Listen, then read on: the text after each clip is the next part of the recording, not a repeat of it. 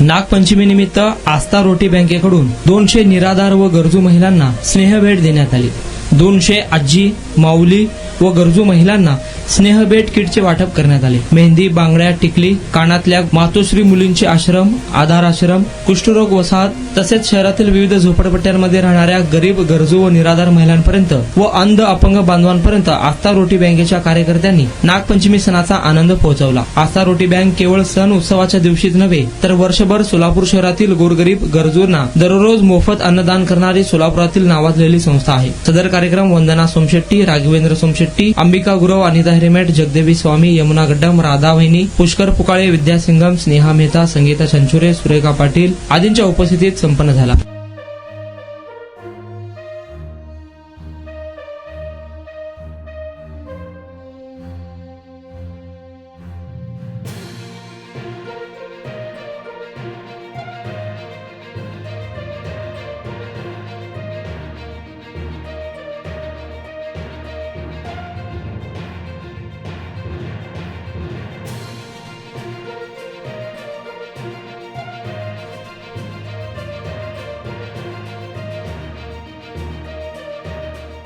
वंदना Raghavendra सोमशेट्टी।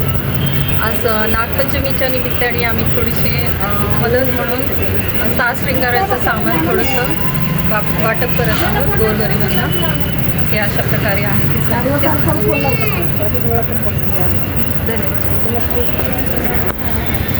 Sir, माझे नाव अर्चना सीताराम अपगोंडे आहे व माझ्या अभ्यासिकेचे नाव श्री सावळा दादा महाराज बहुउद्देशीय सेवाभावी संस्था संचलित पालावरची अभ्यासिका कतारी वस्ती भवानीपेठ सोलापूर आहे। आम्हाला आस्था रोटी बँकेकडून खूप छान असं नागपंचमीच्या आधी साहित्य भेटले, तर आस्था रोटी बँकेचे खूप खूप आभार मानते। धन्यवाद। नागपंचमीच्या हार्दिक शुभेच्छा।